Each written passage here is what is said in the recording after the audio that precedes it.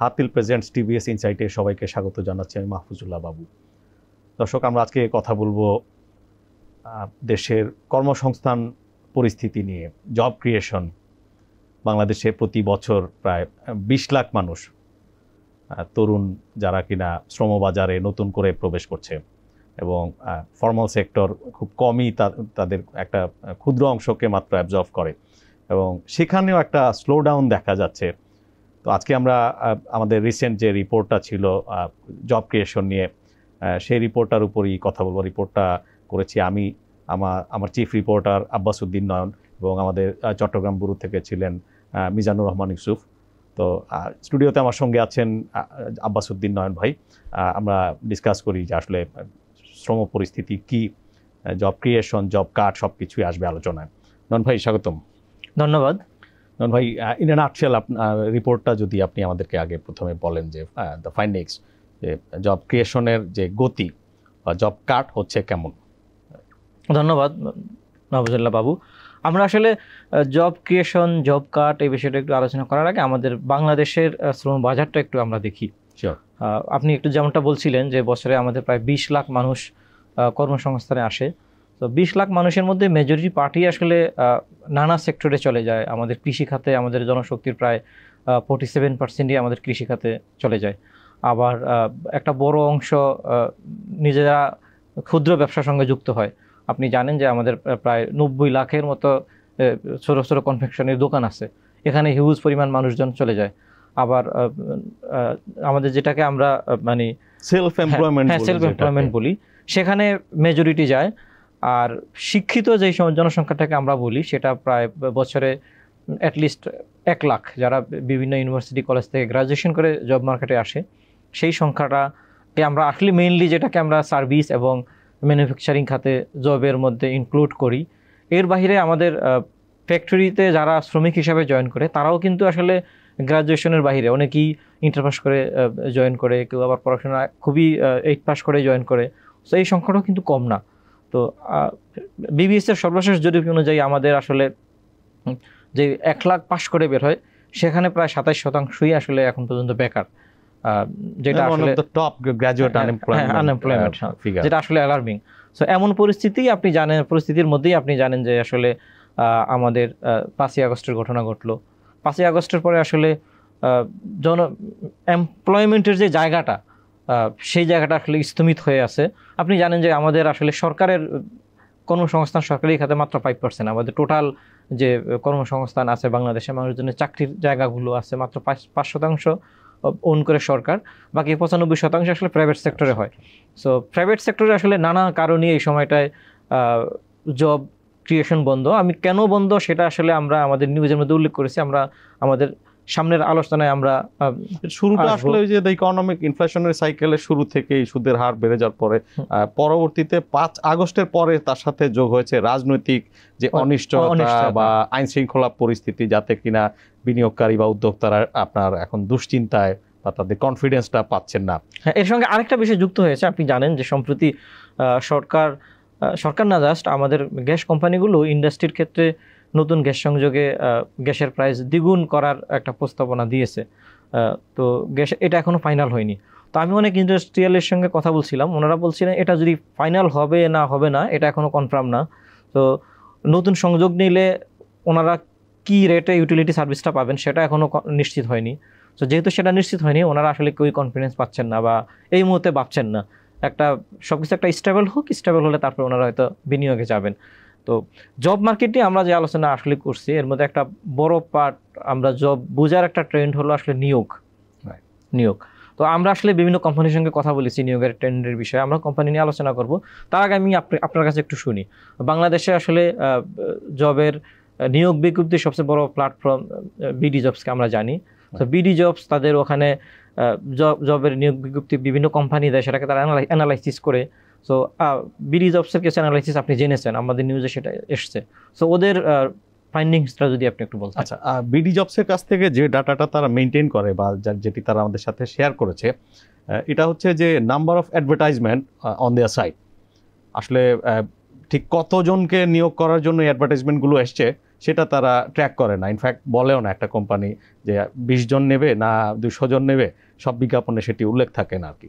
তো 5 আগস্টের আগে থেকে একটা ডাউন স্লোপ ছিল, যে জানেন আপনি ইকোনমি অ্যান্ড পলিটিক্যাল যে সিচুয়েশন ছিল সেগুলো স্লোডাউনটা ছিল। অগাস্টে যখন আপনার স্বৈরাচার পতনের পরে বিডি জবসের পক্ষ থেকে যে রিক্রুটমেন্টকে এনকারেজ করার জন্য তারা অগাস্টে বেশ কয়েকদিন আপনার ফ্রি করে দিয়েছিল ফর এসএমএস, যে আপনারা আপনাদের যে চাকরি নিয়োগ বিজ্ঞপ্তিটি আমাদের ওয়েবসাইটে বিনামূল্যে দিতে পারেন। এটা একটা ভালো রেসপন্স পেয়েছে। নাম্বার অফ আপনার যে জব সার্কুলার্স প্রাইভেট সেক্টর থেকে সেটা প্রায় 8,800 ক্রস করে গেছিল। পরবর্তীতে অগাস্টের পরে সেপ্টেম্বর জানেন আপনি, যখন মানে পলিটিক্যাল পোলারাইজেশন, ধরপাকড়, মব অনেক কিছু হচ্ছিল, সেটি ভয়ঙ্করভাবে কমে 7,000-এর নিচে নেমে গেছিলো আর কি। পরবর্তীতে আস্তে আস্তে একটু একটু করে পিক করছে, যে তাও এখন এটা হয়তো 8,000-এর একটু উপরে আছে আর কি প্রতি মাসে যে পরিমাণ সার্কুলার হয়। কিন্তু এখানে আবার একটা টুইস্ট আছে, এটা হচ্ছে যে তারা স্টিল যে এসএমইগুলোকে এনকারেজ করা, keep recruiting, keep posting jobs, job circulars, এই জন্য তারা একটা স্পেশাল প্যাকেজ দিয়েছে ছোট ছোট বা মাঝারি আকারের কোম্পানিগুলোর জন্য। এতেও আগের চাইতে তাদের সাইটে বিজ্ঞাপন বাড়ছে। ইট ডাজ নট রিফ্লেক্ট যে তাদের কর্মকর্তারা বলছিলেন যে আসলে যে এখানে নাম্বারটা পাওয়া যাচ্ছে না। তবে মোরলেস তারা যে প্যাটার্নটি দেখতে পাচ্ছেন সেটা হচ্ছে যে অন্যান্য সময়ের তুলনায় এখন ভ্যাকেন্সি ফিল না করে সময়টা পার করে দেওয়ার একটা চেষ্টা আছে। দ্য ইকোনমিক যে হার্ডলস, যে আপনার ফাইন্যান্সিয়াল হার্ডলস কোম্পানিগুলো যাচ্ছে যার ভেতর দিয়ে, এক। আর দ্বিতীয় হচ্ছে যে এক্সপানশন, আসলে মূল জবটা ক্রিয়েট হয় হচ্ছে নতুন কারখানা, নতুন অফিস, এগুলোতে জবটা ক্রিয়েট হয়। এই যে এই এক্সপানশনটাই স্লো ডাউন হয়ে যাচ্ছে আর কি। এক্সপানশনটা কেন এখন স্লোডাউনটা, এবং স্লোডাউনটা মনে হচ্ছে একদম বেশ তীব্র আকার ধারণ করেছে আর কি, একটু যদি বিস্তারিত বলেন। বিভিন্ন ইন্ডাস্ট্রি নিয়ে বলতে হবে। Thank you. আমি আসলে বিভিন্ন ইন্ডাস্ট্রি বলার আগে একটু আপনাকে একটা ফিগার আমি আপনাকে উল্লেখ করি। যেমন আমাদের এক্সপানশনের সবচেয়ে বড় প্রমাণ আমরা পাই দুইটা ইন্ডিকেটর। একটা হলো বেসরকারি খাতে ঋণের প্রবাহ। সো আমরা দেখছি যে গত 6 মাসে বেসরকারি খাতে, শুধু 6 মাস না, লাস্ট 1 ইয়ারে বেসরকারি খাতে ঋণের প্রবাহ গত 4 বছরের মধ্যে লোয়েস্ট 7% নেমে আসছে। 4 বছর লোয়েস্ট মানে হলো করোনার সময়, আমরা করোনার শুরুতে যখন কোভিড আসছিল ওই সময়টায় তো সবাই ইনভেস্টমেন্ট করেনি, সবাই বন্ধ ছিল। ওই সময়ের সে এখন একটু ভালো। তার মানে হলো আমাদের আসলে বেসরকারি খাতে ঋণ প্রবাহ হচ্ছে না, ইনভেস্টমেন্ট এখানে স্লো। আরেকটা হলো ক্যাপিটাল মেশিনারি ইম্পোর্ট। গত 6 মাসে ক্যাপিটাল মেশিনারি ইম্পোর্ট প্রায় 43% ড্রপ করছে। সো এই দুইটা ফিগার 7 মাসে 34% ইয়ার অন ইয়ার। সো এই দুইটা ফিগার আমাদেরকে স্পষ্ট ইঙ্গিত দেয় যে আসলে এই সময় প্রাইভেট সেক্টর ইনভেস্টমেন্ট ছিল না। সো ইনভেস্টমেন্ট ছিল না মানে হলো এই সেক্টরগুলোতে আসলে নতুন এক্সপানশন হয়নি, মানুষজন বিনিয়োগ করেনি। বিনিয়োগ না করা মানে হলো এখানে এমপ্লয়মেন্ট জেনারেশন হয়নি। সো আমি যদি একটা এক্সাম্পল আপনাকে আমি দিই, ধরেন বাংলাদেশে এই মুহূর্তে সবচেয়ে বেশি কাজ করে যেসব প্রাইভেট কোম্পানিতে, সেটা হলো প্রাণ আরএফএল। 1,45,000 লোক প্রাণ আরএফএল গ্রুপে চাকরি করে। সো তাদের যদি রেগুলার নিয়োগও হয় সেক্ষেত্রে এই 6 মাসে 5-7 হাজার লোক সেখানে নিয়োগ হওয়ার কথা, ওনারা 3,000 লোক নিয়োগ দিয়েছে। আমি কথা বলে দেখেছিলাম যেখানে ভ্যাকেন্সি তৈরি হয় সেখানে ওনারা নিয়োগ দেন। আবার প্রাণ আরএফএল নিয়ে একটি কথা আছে, মার্কেটে যখন কোনো সমস্যা তৈরি হয়, কোনো প্রোডাক্টে একটু বিক্রি কমে যায়, তখন প্রাণ সবসময় নতুন একটা প্রোডাক্ট লঞ্চ করে, নতুন কারখানা এক্সপানশন করে। মানে প্রাণের নিয়ে এটা সবসময় মার্কেটে একটা বক্তব্য আছে। কিন্তু আমি প্রাণের সঙ্গে কথা বলেছিলাম, প্রাণের ঊর্ধ্বতন কর্মকর্তাদের সঙ্গে বলেছিলাম, ওনারা এই সময়টার মধ্যে নতুন এক্সপানশনে যাননি। কিছু হয়তো আগে ফ্যাক্টরি করে রেখেছিলেন বা এখন মেশিনারিজ ইম্পোর্ট করে নিয়ে আসছিলেন, শুরু না করলে সেটা হয়তো লস হবে, এই জন্য হয়তো শুরু করেছিলেন, নতুন করে এক্সপানশনে যায়নি। শুধু প্রাণ না, আমি আসলে অনেকগুলো ইন্ডাস্ট্রির সঙ্গে কথা বলেছিলাম, ভারী ইন্ডাস্ট্রি, ইস্পাত, সিমেন্ট, যেমন বিএসআরএম, তারা তাদের কারখানায় বিনিয়োগ করে রেখেছে, সব কাজ মোটামুটি গোছানো ছিল। তারা পরবর্তী এই যে জানুয়ারিতে আপনার যে উৎপাদনে এসছে নতুন কারখানাটা, সেখানে তারা 500 মতো লোক নিয়োগ দিয়েছে। কিন্তু তারা বলছে যে আসলে এটা এমনই একটা অবস্থায় আছে যে আমাদের ক্যাপাসিটি ইউটিলাইজেশন আসলে যতটুকু হওয়া দরকার সেটাই হচ্ছে না। বাট আমরা যেহেতু কারখানা করে ফেলেছি এবং এখানে যদি কাজ শুরু না করি, তাহলে এই যে প্রজেক্ট লোন, যে এই যে মোর দেন 1,000 crore টাকা, যে এটার সুদ টানতেই তো আসলে ফাইন্যান্সিয়াল লস হবে। এই জন্য তারা করেছেন। অ্যাবসলিউটলি, শুধু বিএসআরএম না, আমি আবুল খায়ের গ্রুপের সঙ্গে কথা বলেছিলাম। আপনি জানেন যে আবুল খায়ের বাংলাদেশের সিমেন্ট ইন্ডাস্ট্রির সবচেয়ে বড় কারখানা শাহ সিমেন্ট আবুল খায়ের। স্টিল ইন্ডাস্ট্রিতে ওদের ক্যাপাসিটি এখন সবচেয়ে বেশি, বছরে 50,000 কোটি টাকার মতো টার্নওভার আবুল খায়ের, 55,000-এর মতো লোক ওখানে কাজ করেন। সো ওনারাও বলছেন যে ওনারা আসলে গত 6 মাসে নতুন কোনো রিক্রুটমেন্ট ওভাবে যাননি, যেখানে ভ্যাকেন্সি হয়েছে একজন লোক চাকরি সুইচ করেছে, সো সেখানে ইমার্জেন্সি লোক লাগবে সেটা ওনারা নিয়োগ দিয়েছেন। তো এই যে মানে শুধু আবুল খায়ের না, পিএসপি গ্রুপের সঙ্গে আমাদের কথা হয়েছে, অলমোস্ট বড় বড় কংগ্লোমারেট সবার সঙ্গে আমাদের ডিসকাশন হয়েছে। আমরা যতটুকু জেনেছি আসলে ওভারঅল ইন্ডাস্ট্রিতে যেখানে খুব দরকার সেখানে ছাড়া আসলে ওইভাবে লোকবল নিয়োগ হয়নি। আমি আপনার কাছে আবার আসব। আমরা জানি যে গত প্রায় 1 দশক ধরেই বাংলাদেশের, শুধু বাংলাদেশ না গ্লোবালি, নতুন কর্মসংস্থানের জায়গা আসলে আইসিটি। বাংলাদেশও সেইভাবেই এগোচ্ছে। সরকার অনেকগুলো, বাংলাদেশ সরকার, বিগত সরকার অনেকগুলো প্রজেক্ট নিয়েছে আইসিটিতে, নতুনরা আইসিটিতে বেশি আগ্রহী হচ্ছে। আইসিটি আমাদের কর্মসংস্থানের একটা বড় জায়গা। সো আপনি আইসিটি নিয়ে অনেকের সঙ্গে আলাপ করেছিলেন, আপনি যদি একটু জানাতেন আমাদের আইসিটি সেক্টরে আসলে কর্মসংস্থানের কি। আচ্ছা, তার আগে বলে নিই, যা হাকডাক এবং যে সমস্ত প্রকল্প ছিল সেটার আসলে আউটকাম কিন্তু এক্সপেক্টেড লেভেলে না, এবং কোয়ালিটেটিভ ইস্যু আছে অনেক, সেটা ভিন্ন ডিসকাশন।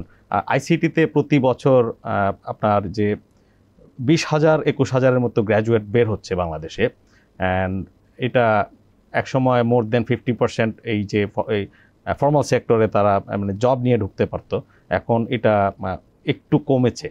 কারণ হিসেবে যে গত 2 বছরে যে একটা ইকোনমিতে স্লো ডাউন বা যে বিজনেসগুলোর যে হার্ডলস তারা ফেস করছে, লোকাল মার্কেটে আপনার যে স্লো ডাউনের কারণে, ধরেন কর্পোরেট আপনি আপনার সফটওয়্যার বা আইটি সিস্টেমটাকে আপগ্রেড করবেন, কিন্তু আপনি এখন স্লো যাচ্ছেন, ভাই চলুক এটা দিয়ে আমরা এটা, বিকজ এটা অনেক বেশ কিছু 5, 10, 15 কোটি 20 কোটি টাকার একটা স্পেন্ডিং, আপনি খরচটা পিছিয়ে দিচ্ছেন। তো এইভাবে তাদের যারা লোকাল মার্কেটের উপর ডিপেন্ড করে তাদের অবস্থা একটু খারাপ। সরকারও কিন্তু এই খরচগুলো আগের চাইতে কম করছে, তাদের এখানে রিক্রুটমেন্ট কমেছে, এবং ইনফ্যাক্ট হয়েছে আপনার লোক ছাঁটাইও হয়েছে অনেক। যে আমরা একসময় একজন বেসিসের যে ফর্মার ভাইস প্রেসিডেন্ট আমাদেরকে বলছিলেন যে একসময় মোটামুটি 1 লাখের মতো লোক কাজ করতো, ওই যে 2,500 বেসিস মেম্বার, 2600 মতো বেসিস মেম্বার আছে তাদের প্রতিষ্ঠানগুলোতে। এখন এটা at least 20% down, that means 80,000 around হবে, বা 70,000-ও হতে পারে। ডাটাগুলো তো আসলে রিয়েল টাইম আপডেট হয় না, তা একটা এস্টিমেট করে বলেছেন আর কি।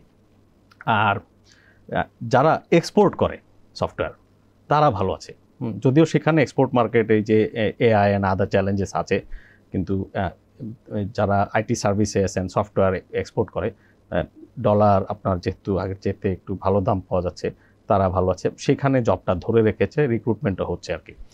আর এর চাইতে বড় যেটা হচ্ছে যে আমাদের টেক্সটাইল অ্যান্ড অ্যাপারেল দুইটার আবার ভিন্ন চিত্র। যে রেডিমেড গার্মেন্টসের চিত্রটা একরকম, কিন্তু টেক্সটাইল ইন্ডাস্ট্রি আপনার যে ব্যাকওয়ার্ড লিঙ্কেজে তারা আবার স্ট্রাগল করছে। একটু যদি বিস্তারিত বলেন। হ্যাঁ, থ্যাংক ইউ। আসলে আমাদের, আপনি উল্লেখ করেছিলেন যে দুইটাই আসলে আরএমজি সেক্টরের। রেডিমেড গার্মেন্টস আমাদের একটু ভালো করার পিছনে আপনি জানেন যে আসলে ইউরোপ এবং আমেরিকার মার্কেটে আমাদের গত প্রায় 6 মাস ধরেই আমরা খুব ভালো করছি। আমাদের ফ্যাক্টরি মালিকরা এখানে প্রচুর অর্ডার পাচ্ছেন। জুন জুলাই পর্যন্ত আমাদের সব অর্ডার কিন্তু ফিল আপ, কোম্পানিগুলো অর্ডার নিতে পারছেন না। তো কিছু কোম্পানি আপনি জানেন যে 5 আগস্টের পরে অনেকগুলো ফ্যাক্টরি বন্ধ হয়েছে, এখানে কিছু লোকের চাকরি চলে গেছে, কিন্তু বাকি ফ্যাক্টরিগুলোতে যেহেতু অনেক অর্ডার, সেহেতু এরা আসলে অ্যাবজর্ব করে নিয়েছে এই ওয়ার্কারদের। কিন্তু নতুন করে কর্মসংস্থান হয়েছে খুব বেশি সেটা আমরা আসলে বলতে পারি না। পুরনো এক জায়গা থেকে চাকরি চলে গেছে অন্য জায়গায়, সেটা তারা অ্যাবজর্ব করেছে। এর কারণ ইউরোপ আমেরিকার মার্কেট। তো আমরা আরএমজি নিয়ে ভালোই আশা করছি। স্টিল যে খুব মানে জব গ্রোথ হচ্ছে না, মানে রিটেইন করেছে। তবে আরেকটা খারাপ দিক আছে, আরএমজি যে ব্যাকওয়ার্ড টেক্সটাইল সহ অ্যাক্সেসরিজ ইন্ডাস্ট্রি, সেখানে কিন্তু আবার জবের ডিগ্রোথ আছে। এর পিছনে অনেকগুলো কারণ উদ্যোক্তারা বলছেন। প্রথমত ভারত থেকে ভারতীয় সুতা, ভারতীয় সুতার কারণে আসলে অ্যাভেলেবিলিটি অনেক বেশি, কম দামে আসে, এই জন্য অনেকগুলো ইন্ডাস্ট্রি বন্ধ হয়ে যাওয়ার উপক্রম আছে। এখানে প্রায় আমাদের 1 লাখের মতো কর্মসংস্থান আছে। এটা মানে সরাসরি কর্মসংস্থান, সেটা একটু হুমকির মুখে আছে। বিটিএমএ প্রেসিডেন্টের সাথে আমার কথা হচ্ছিল মাঝখানে, তিনি বলছেন যে ওই যে 1.4 বিলিয়ন অর সামথিং একটা ফিগার বললেন যে 24 সালে যে সুতা আমদানি হয়েছে ভারত থেকে, তিনি বলছেন যে এই সুতাগুলো বাংলাদেশে যে দামে বিক্রি হচ্ছে ভারতের বাজারে তার চাইতে বেশি দামে বিক্রি হয়। দ্যাট মিনস এখানে একটা মানে you have to take a second look. তারা দাবি করছেন যে আসলে ল্যান্ড বর্ডার দিয়ে সুতা একসময় এটা ইম্পোর্ট বন্ধ ছিল, কারণ প্রচুর নন কমপ্লায়েন্ট অ্যান্ড গ্রে এরিয়া থাকে এখানে। এটা আওয়ামী লীগ সরকারের সময় এটা খুলে দেওয়া হয়েছিল এবং এই জন্য টেক্সটাইল মিলগুলো সাফার করেছে। তিনি এটা বলছিলেন যে এই যে গত 24 সালে যে ইম্পোর্ট ইন্ডিয়ান সুতার, এই ইম্পোর্টটা যদি না হতো 1 লাখ জব এখানে ক্রিয়েট করতে পারতো। এবং তার ভাইস প্রেসিডেন্ট বলছিলেন যে আপনার 10 লাখের মতো লোক টেক্সটাইল অ্যান্ড স্পিনিং ইন্ডাস্ট্রির সাথে তাদের রুটি রুজি হয়। এটা আসলে এখন অলরেডি গত 1-1.5 বছরে নেমে গেছে আপনার 8 লাখের মতো। এটা কিন্তু আসলে ভেরি অ্যালার্মিং। আর আইটি সেক্টরে আপনি আমাকে যেটা বলছিলেন, আইটি সেক্টরে একটা ভালো জিনিস আছে যে ফ্রিল্যান্সিং করতে পারে, যে সফটওয়্যার বানাতে পারে, যে গ্লোবাল যে আপনার ফ্রিল্যান্সিং সাইটগুলোতে গিয়ে তারা মোরলেস সার্ভাইভ করতে পারে। কিন্তু এই যে শ্রমিক, তারা কি প্রত্যেকেই আপনার সেলফ এমপ্লয়েড হবে? কি বিক্রি করবে তারা? কিনবে কে? তো এই জায়গায় ইকোনমিস্টদের সাথে আপনি কথা বলেন রেগুলার, আপনি নিজেও ইকোনমিক্সের স্টুডেন্ট। ইকোনমিটা আসলে এই জব সিচুয়েশনটা টার্ন অ্যারাউন্ড করতে আসলে কি করা দরকার বা কবে নাগাদ হতে পারে? What we need for that? ধন্যবাদ মাহফুজুল্লাহ বাবু। আমাদের এখানে কয়েকটা বিষয়। প্রথমত আমাদের আসলে কেন ইনভেস্টমেন্ট হচ্ছে না সেটা আমাদের ফাইন্ড আউট করা দরকার। তো ইনভেস্টমেন্ট হচ্ছে না, আমরা তো 5 আগস্টের কথা বললাম। 5 আগস্ট কোনো বিষয় না, একদিনের ঘটনা। তো এর পরবর্তী সময়ে আসলে যে বিষয়গুলো আসলে খুব ইমিডিয়েটলি আমাদের দেখা দরকার ছিল, প্রথমত আমাদের বিনিয়োগকারীদের কনফিডেন্স নিয়ে আসার জন্য ল অ্যান্ড অর্ডার ঠিক করা, সেটা আসলে আমরা এখনও ঠিক করতে পারিনি। আমাদের সাপ্লাই চেইনটা যে স্মুথ করা সারা দেশে, সেটা এখনও ল অ্যান্ড অর্ডার ঠিক না হতে সেটা ফেরে পারছেন না। দ্বিতীয়ত আসলে সরকার কিচ্ছুতা সাধনের নীতি থাকার কারণে আগের সরকারের, তো এখানে লোকালি কনজাম্পশন অনেক কমে গেছিলো, সেটাকে এখনও এই সরকার এসে বুস্ট করতে পারেনি। তৃতীয়ত যে সরকার যে মানে ইনভেস্টমেন্ট করার জন্য যে ফাইন্যান্সিং দরকার, আমাদের যে ঋণের সুদ হার, আমাদের আপনি জানেন যে সরকার ইনফ্লেশনকে ট্যাকেল দিতে গিয়ে ঋণের সুদ হার গত প্রায় 2 বছরে ঋণের সুদ হার আমাদের অনেক বাড়িয়েছে। 9% থেকে সেটা এখন 15-16% পর্যন্ত পৌঁছে গেছে ঋণের সুদ হার। সো এটা আমাদের ইমিডিয়েটলি সরকারকে প্রাইভেট সেক্টরের জন্য সেটা খুব ইমিডিয়েটলি দেখা দরকার। ট্রেজারি যেহেতু একটু কমতে শুরু করেছে, আশা করা যায় যে এখানে একটা ভালো খবর পাওয়া যাবে, ভালো ফল পাওয়া যাবে। আরেকটা বিষয় হলো, আমি যেসব ইন্ডাস্ট্রির কথা বলেছিলাম, আমাদের সিমেন্ট, আমাদের ইস্পাত, এরপর কনজাম্পশনের হেভি ইন্ডাস্ট্রি যেগুলো আছে, সবগুলো কিন্তু নির্ভরশীল আসলে বড় মেগা প্রজেক্টের উপর। প্রথমত মেগা প্রজেক্টের উপর, এরপর ব্যক্তি পর্যায়ে কনস্ট্রাকশনের উপর। তো আপনি যদি দেখেন একটা মেগা প্রজেক্টের উপর অনেকগুলো ইন্ডাস্ট্রি নির্ভরশীল। এখানে একটা এলিভেটেড এক্সপ্রেসের কাজ হলে সেটার উপর আমাদের রড, সিমেন্ট, ইট থেকে শুরু করে অনেক ইন্ডাস্ট্রি। আবার এখানে যারা লেবার চাকরি করে তারপর গ্রামে টাকা পাঠায়, গ্রামের পোলট্রি ইন্ডাস্ট্রি, গ্রামের ফিশারিজ ইন্ডাস্ট্রিও এর টাকার উপর নির্ভরশীল। তো এই যে মানি সার্কুলেশনটা, মেগা প্রজেক্টের কাজগুলো বন্ধ থাকার কারণে এখন মেগা প্রজেক্টের কাজগুলো বন্ধ, মানি সার্কুলেশনটা বন্ধ, এবং বড় বড় ইন্ডাস্ট্রির কনজাম্পশনের যে প্রোডাক্ট কনজাম্পশন হবে সে কনজাম্পশনের জায়গাটা বন্ধ। এটা সরকারকে ইমিডিয়েটলি এই জিনিসগুলো শুরু করতে হবে এবং উদ্যোগ নিতে হবে। আরেকটা কাজ যেটা করতে হবে সেটা হলো, আমরা দেখেছি গত 10 বছর ধরেই আমাদের আসলে ইনভেস্টমেন্ট ট্রেন্ড খুবই স্লো জিডিপির তুলনায় আমাদের 29-30%ই ঘুরছে ইনভেস্টমেন্ট ফ্লো। এর মধ্যে সরকারি ইনভেস্টমেন্ট সবসময় 7-8%, ব্যক্তিগত ইনভেস্টমেন্ট 23-24%। এই ট্রেন্ডটা আসলে চেঞ্জ করার জন্য ইকোনমিস্টরা বরাবরই বলেন যে আমাদের প্রাইভেট সেক্টরে ইনভেস্টমেন্টের সুযোগ করে দিতে হবে, সেটা আরো বাড়াতে হবে। জিডিপি এই সুযোগটা আপনি কিভাবে দিবেন? দেখেন, তাদেরকে তো কনফিডেন্সটা দিতে হবে। হ্যাঁ, যে দেশি বিনিয়োগকারী, বিদেশি বিনিয়োগকারী সব পক্ষ বলছে যে এই গভর্নমেন্ট একটা পলিসি আমাদের দিল, এই পলিসিটা মাঝ পথে সরিয়ে নেওয়া হলো, এই ইনসেন্টিভটা সরিয়ে নেওয়া হলো।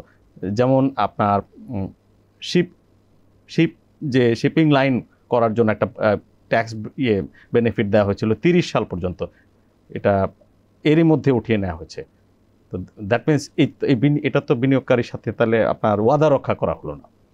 ডেফিনেটলি সরকার আসলে এই জায়গায় যদি এই ইমেজ হয়, কোন বিনিয়োগকারী তাকে ট্রাস্ট করবে? হ্যাঁ, ডেফিনেটলি সরকারকে আসলে এই জায়গায় খুব জরুরি ভিত্তিতে কাজ করতে হবে। আমরা যে বিষয়গুলো উল্লেখ করছিলাম, যে ব্যাংক ঋণ, ল অ্যান্ড অর্ডার, এবং এই পলিসির কথা আপনি যেটা বললেন, পলিসি কনসিস্টেন্সি। সো এই জিনিসগুলো সরকার যদি কাজ করে, এবং আপনি জানেন যে এই সরকারি বিনিয়োগ নিয়ে আসার জন্য ফরেন ইনভেস্টমেন্ট লোকাল ইনভেস্টমেন্ট করার জন্য সরকার একটা সামিট করার উদ্যোগ নিচ্ছে। এপ্রিলে বাংলাদেশে একটা বড় সামিট হবে। সরকারও কিছু উদ্যোগ নিচ্ছে, সরকার বলছে যে আমরা বিনিয়োগের সর্বোচ্চ প্রায়োরিটি দেবো। তো যদি এই স্টেপগুলো নেয়, ব্যাংকের ঋণের সুদ হার কমায়, আবার হলো পলিসি কনসেন্ট্রেট করে, তাহলে আই থিঙ্ক আমরা বিনিয়োগের ভালো পরিবেশ দেখতে পারবো এবং আশা করি বিনিয়োগ হলেই আমাদের ইনভেস্টমেন্ট হবে। আপনাকে অসংখ্য ধন্যবাদ। আমরা প্রোগ্রাম শেষ দিকে চলে এসেছি। ধন্যবাদ।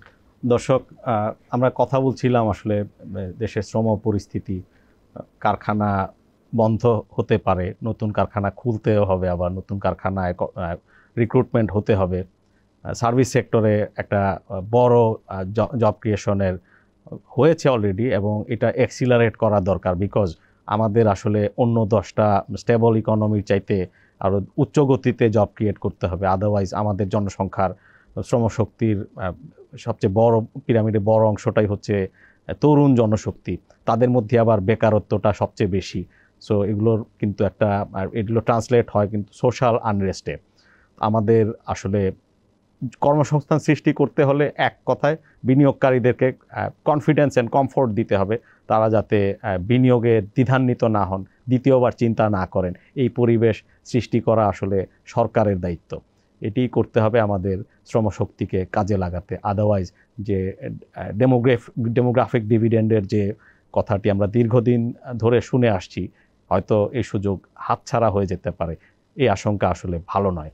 আমাদের অনুষ্ঠানটি ভালো লাগলে লাইক করবেন, শেয়ার করবেন। দেখছিলেন হাতিল প্রেজেন্টস টিভিএস ইনসাইট।